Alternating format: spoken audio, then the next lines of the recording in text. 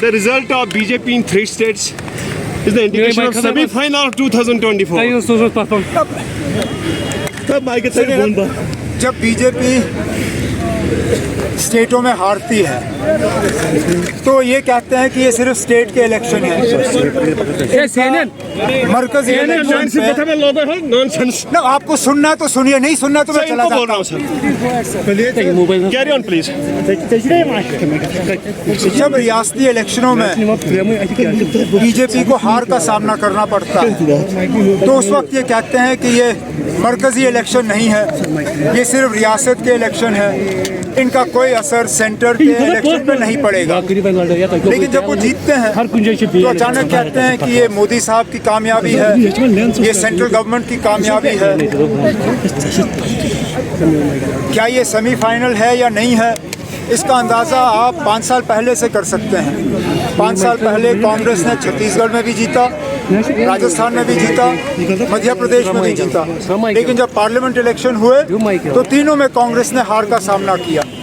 इस बार parliament election क्या इन्हीं रियासतों के इलेक्शन के पैटर्न पे होगा या नहीं, उसके लिए हमें देखना पड़ेगा। जी क्या नहीं सकते हैं। What will be the next in J&K? They are claiming the next chief minister will be also from BJP.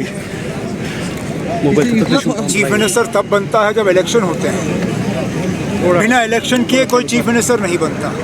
जब बीजेपी इलेक्शन करने की मतलब मूड में ही नहीं है, जब उनको इलेक्शन करने की हिम्मत नहीं है, जब वो जानते हैं कि लोगों के सामने उनको भारी मतलब हार का सामना करना पड़ेगा।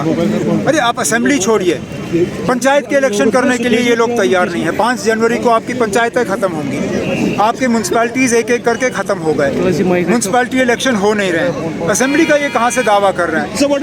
रही बात नंबरों की, अपने तरफ से ये पूरी कोशिश कर रहे हैं। आज भी होम मिनिस्टर ऑफ इंडिया ने पार्लियामेंट में बिल इंट्रोड्यूस किया है जिसमें 3 सीटों पर रिजर्वेशन और लेफ्टिनेंट गवर्नर साहब उनको नॉमिनेट करेंगे। इससे पहले भी नॉमिनेशन से सीट भरी गई हैं जम्मू कश्मीर में, लेकिन वो इलेक्शन के बाद इलेक्टेड गवर्नमेंट ने उनको नॉमिनेट करने का काम किया। लेफ्टिनेंट गवर्नर साहब को नॉमिनेशन का इख्तियार देना ये इस बात का सबूत है कि बीजेपी वाले जानते हैं उनको नंबर मिलेंगे नहीं, तो नॉमिनेशन के जरिए वो थोड़ा बहुत अपनी इज्जत बचाने की कोशिश करें। Can we expect elections here if the situation is normal? Expect तो हम बहुत पहले से करते आ रहे हैं।